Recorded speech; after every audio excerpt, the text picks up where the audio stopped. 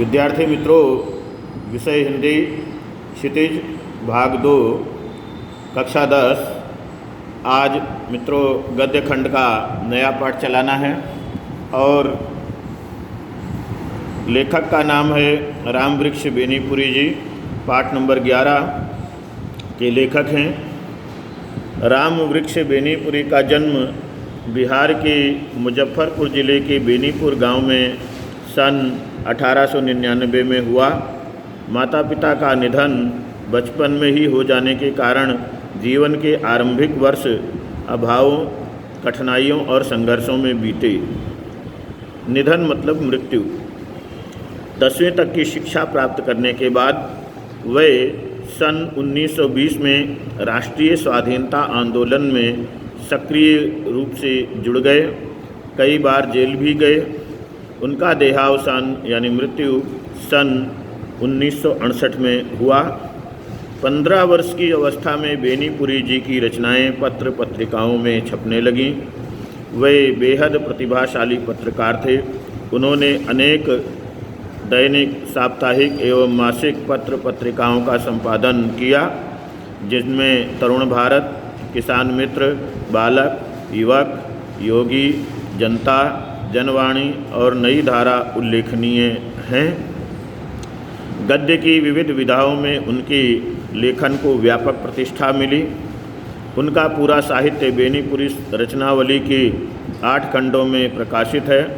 उनकी रचना यात्रा के महत्वपूर्ण पड़ाव हैं। पतितों के देश में उपन्यास है ये, चिता के फूल कहानी, अम्बपाली नाटक, माटी की मूर्तें रेखाचित्र है, पैरों में पंख बांधकर यात्रा वृत्तांत है, जंजीरें और दीवारें संस्मरण हैं। इनकी रचनाओं में स्वाधीनता की चेतना, मनुष्यता की चिंता और इतिहास की गुणानुरूप व्याख्या है। विशिष्ट शैलीकार होने के कारण उन्हें कलम का जादूगर कहा जाता है। विद्यार्थी मित्रों, इस पाठ में क्या है वो हम देखें। पाठ का नाम बाल गोविंद भगत है।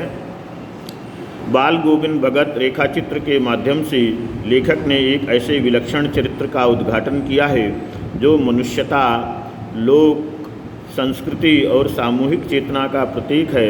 वेशभूषा या बाह्य अनुष्ठानों से कोई सन्यासी नहीं होता। सन्यास का आधार जीवन के मानवीय सरोकार होते हैं। बाल गोविंद भगत इसी आधार पर लेखक को सन्यासी लगते हैं। ये पाठ सामाजिक रूढ़ियों पर भी प्रहार करता है। इस रेखाचित्र की एक विशेषता यह है कि बाल गोविंद भगत के माध्यम से ग्रामीण जीवन की सजीव झांकी देखने को मिलती है। मित्रों, ये था पाठ का सारांश। अब पाठ देखते हैं।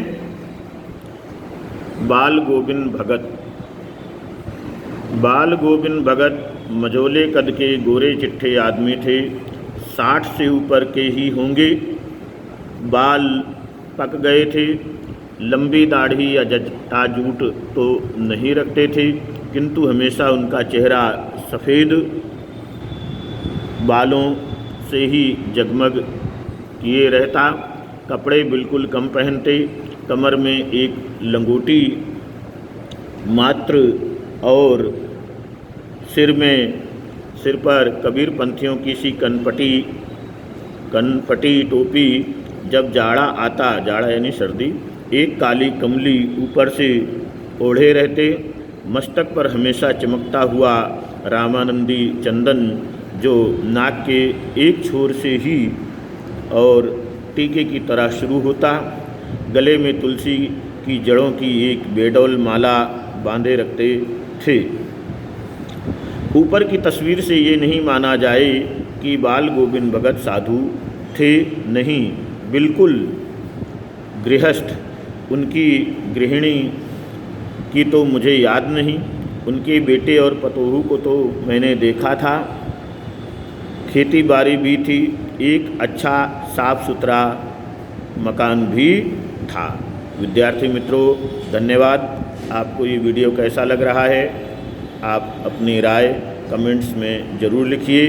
पसंद आ रहा हो तो शेयर कीजिए, लाइक कीजिए। धन्यवाद।